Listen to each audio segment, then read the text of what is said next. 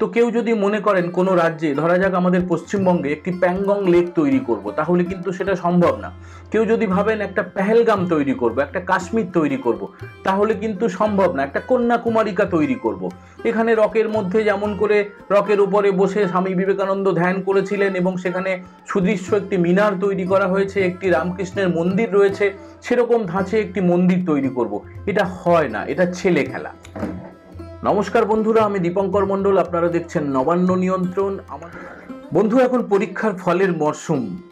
সামনে মাধ্যমিক, উচ্চ মাধ্যমিক, আইসিএসই, সিবিএসই, বিভিন্ন রকমের মাধ্যমিক এবং উচ্চ মাধ্যমিক স্তরের বিভিন্ন রেজাল্ট কয়েকদিনের মধ্যে বেরিয়ে যাবে এবং আমরা টিভির পর্দায় বা খবরের কাগজে বা ইন্টারনেটে একটা দিকে আমাদের নজর থাকে, পূর্ব মেদিনীপুরের ছেলেমেয়েরা তারা কি রেজাল্ট করলো, তারা কোন র্যাঙ্ক করলো, মাধ্যমিকে প্রথম 10-এর মধ্যে কতজন পূর্ব মেদিনীপুরের, কত শতাংশ ছাত্রছাত্রী পাস করেছে। পূর্ব মেদিনীপুর মেধার জন্য সবসময় গরিমায় শ্রদ্ধার সঙ্গে সবাই পূর্ব মেদিনীপুরকে স্মরণ করে। একদিকে যেমন বিপ্লবের পীঠস্থান হিসেবে পূর্ব মেদিনীপুর বিখ্যাত, অন্যদিকে তেমনি মেধার উৎকর্ষের জন্য এই জেলাকে সবাই আভূমি প্রণাম করে। সেই পূর্ব মেদিনীপুরের দিকে কিন্তু সবার নজর অক্ষয় তৃতীয়ার দিনে, শুভ অক্ষয় তৃতীয়া তিথিতে।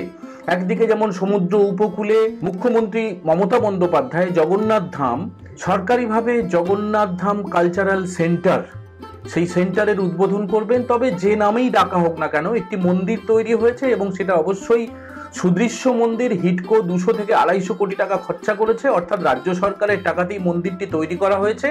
সেখানে জগন্নাথ, সুভদ্রা এবং বলরামের মূর্তিও স্থাপন করা হয়েছে, তার প্রাণ প্রতিষ্ঠা করা হবে। ইতিমধ্যেই যাগযজ্ঞ শুরু হয়ে গিয়েছে। বলা যেতে পারে অঢেল একটা এলাহি ব্যাপার, সেখানে প্রচুর টাকা খরচ করা হচ্ছে, যাগযজ্ঞ, বৈদিক মন্ত্র উচ্চারণ করা হচ্ছে। কিন্তু সেই লগ্নির পাশাপাশি, এত কোটি কোটি টাকা লগ্নির পাশাপাশি কিন্তু কাঁথি রেলওয়ে স্টেশনের পাশে রেলওয়ে মাঠে অক্ষয় তৃতীয়ার দিনে সনাতনী সম্মেলনেরও ডাক দেওয়া হয়েছে। যারা ডাক দিয়েছেন তারা এই জগন্নাথ ধামের যে অনুষ্ঠান সেটাকে বয়কট করেছেন এবং 30 থেকে 32 কিলোমিটার মাত্র দূরত্ব। একদিকে যখন দীঘায় মন্ত্র উচ্চারণ হবে, জগন্নাথ ধামের উদ্বোধন হবে সাড়ম্বরে, তখন অন্যদিকে সকাল থেকে কিন্তু বৈদিক মন্ত্র উচ্চারণ করে এবং স্বতঃপ্রণোদিতভাবে সাধু সন্তরা এবং সনাতনীরা তারা হাজির হবেন কাঁথিতে, এবং কাঁথি পেরিয়েই কিন্তু দীঘায় যেতে হয়। যে কোনো পৃথিবীর যে কোনো প্রান্ত থেকে আসা হোক না কেন, কাঁথি পেরিয়ে দীঘায় যেতে হয় এবং দীঘায় যাওয়ার পথে অনেকেই কিন্তু দীঘা যাওয়ার উদ্দেশ্যে রওনা হলেও কাঁথিতে যে নেমে পড়বেন সেটা নিয়ে কোনো সন্দেহ নেই। তবে কাঁথিতে যাওয়ার জন্য কয়েক হাজার বাস, টেম্পু, লরি, ম্যাটাডর ইত্যাদি ইত্যাদি বিভিন্ন যানবাহন, এছাড়াও মানুষ বাসে যাবেন, ট্রেনে যাবেন। এখনই যেটা খবর পাওয়া যাচ্ছে, প্রায় লক্ষাধিক মানুষ তারা কাঁথি স্টেশনের উদ্দেশ্যে রওনা হয়ে গিয়েছেন রাত থেকে। তারা সকাল থেকে সেই সনাতনী সম্মেলনে যোগ দেবেন। এর মাঝে একটা কথা না বললেই নয়। ধরুন কেউ মনে করলো যে একটা প্যাংগং লেক তৈরি করব, লাদাখের যেটা একদম পৃথিবীর সর্বোচ্চ জায়গায় যে লেক, সুদৃশ্য, নয়নাভিরাম এবং বেশ কিছুটা অংশ চীনের মধ্যে পড়ছে, ভারতবর্ষের মধ্যে। পর্যটকরা সেই প্যাংগং লেকের সামনে গিয়ে ছবি তোলেন। 3 ইডিয়টস নামের একটি সিনেমাও হয়েছে, যারা যেতে পারেননি তারা ওই সিনেমাটা যদি দেখে থাকেন, তার কতটা সুদৃশ্য, কত সুন্দর সেটা তারা টের পাবেন। তো কেউ যদি মনে করেন কোনো রাজ্যে, ধরা যাক আমাদের পশ্চিমবঙ্গে একটি প্যাংগং লেক তৈরি করব, তাহলে কিন্তু সেটা সম্ভব না। কেউ যদি ভাবেন একটা পেহেলগাম তৈরি করব, একটা কাশ্মীর তৈরি করব, তাহলে কিন্তু সম্ভব না। একটা কন্যাকুমারিকা তৈরি করব, এখানে রকের মধ্যে যেমন করে রকের উপরে বসে স্বামী বিবেকানন্দ ধ্যান করেছিলেন এবং সেখানে সুদৃশ্য একটি মিনার তৈরি করা হয়েছে, একটি রামকৃষ্ণের মন্দির রয়েছে, সেরকম ধাঁচে একটি মন্দির তৈরি করব। এটা হয় না, এটা ছেলে খেলা। ঠিক একইভাবে পুরীতে যে জগন্নাথের মন্দির রয়েছে, শ্রী জগন্নাথ ধাম, সেটা 1000 বছরের পুরনো ইতিহাস, শ্রদ্ধা, সংস্কৃতি, মিথ, বিভিন্ন রকমের ইতিহাস জড়িয়ে রয়েছে পুরীর মন্দিরকে কেন্দ্র করে। এবং সেখানে যা অবিশ্বাস্য যেসব ঘটনাবলী প্রত্যেক দিন ঘটে থাকে, সেটা নিয়ে আমরা কিন্তু আগে আলাদা একটি ভিডিও করেছি, আপনারা অবশ্যই সেই ভিডিও দেখবেন। অতএব পুরীর সেই মন্দিরের সঙ্গে পৃথিবীর অন্য কোনো মন্দির, দীঘা তো দূরের কথা, পৃথিবীর অন্য কোনো মন্দিরেরই তুলনা হয় না। পুরীর মন্দির পুরীর মন্দির, এবং এটার সঙ্গে অন্য কোনো কিছু তুলনা করা উচিত নয়। তবে যে কোনো মানুষই শ্রী জগন্নাথকে, মহাপ্রভু জগন্নাথকে পুজো করতে পারেন, তাকে বন্দনা করতে পারেন, যাগযজ্ঞ করতে পারেন, তাকে দৈনিক ভোগ দিতে পারেন, সেটা নিয়ে কোনো আপত্তি নেই।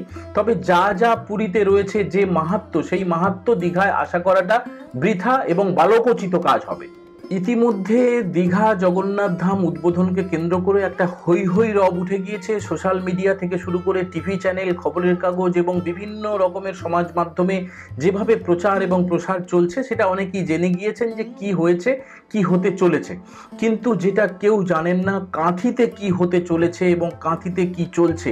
বিরাট একটা ইলাহি ব্যাপার চলছে, সেখানে হাজার হাজার লক্ষ লক্ষ মানুষ সেখানে সমাগম হবেন এবং সাধু সন্তদের একটি বড় অংশ সেখানে হাজির হচ্ছেন এবং তারা কিন্তু রওনা হয়ে গিয়েছেন। রাজ্য থেকে তো বটেই, রাজ্যের বাইরে থেকেও প্রচুর সাধু সন্ত আসছেন এমনটা জানা যাচ্ছে। যারা আপনারা কুম্ভ মেলায় গিয়েছিলেন, মহাকুম্ভে গিয়েছিলেন, তারা যে দৃশ্য দেখেছিলেন সেই মহাকুম্ভেরই একটি ছোট সংস্করণ দেখতে চলেছে কাঁথি শহর। এই জন্যই আমরা আমাদের থাম্বনেলে রেখেছি এখন সমস্ত নজর কাঁথির দিকে। অক্ষয় তৃতীয়ায় সনাতনীরা সম্মেলন করবেন, তার জন্য পুলিশের অনুমতি মেলেনি, রাজ্য সরকারের অনুমতি মেলেনি। ভাবা যায় এই বিশ্বে, এই সংবিধানের আওতায় থেকে, ভারতীয় সংবিধানের আওতায় থেকে সনাতনীরা তাদের শুভ দিনে, তাদের পবিত্র দিনে একটি সম্মেলন করবেন, তার জন্যও কিন্তু অনুমতি মেলেনি। কলকাতা হাইকোর্ট থেকে অনুমতি নিয়ে এই সম্মেলন করতে হচ্ছে এবং ইতিমধ্যেই সেখানে ম্যারাপ বাঁধা শুরু হয়ে গিয়েছে, যেখানে যাগযজ্ঞ হবে সেই প্রস্তুতি শুরু হয়ে গিয়েছে। সাধু সন্তরা আসতে শুরু করেছেন, শঙ্খধ্বনি উলুধ্বনিতে মুখরিত হচ্ছে কাঁথির রেলমাঠ। এবং সবচেয়ে যেটা বড় পয়েন্ট, যে রাজ্যের বিরোধী দলনেতা শুভেন্দু অধিকারী তিনি নিজে সেখানে উপস্থিত থাকবেন। তিনি সেখানকার ভূমিপুত্র, তার বাড়ি একদম ঢিলছোড়া দূরত্বে, সেখান থেকে তিনি আসবেন এবং অবশ্যই সেখানে অক্ষয় তৃতীয়ার দিনে প্রণাম জানাবেন, যজ্ঞে অংশ নেবেন এবং যারা দর্শনার্থী তাদের সঙ্গে কথা বলবেন, সাধু সন্তদের সঙ্গে মিলিত হবেন। দেখুন, রাজ্যের মুখ্যমন্ত্রী মমতা বন্দ্যোপাধ্যায় বা রাজ্য মন্ত্রিসভার সদস্যরা তারা যে সেখানে থাকবেন দীঘাতে এবং সেখানে কি করবেন কি না করবেন সেটা দুদিন ধরে আমরা টের পাচ্ছি।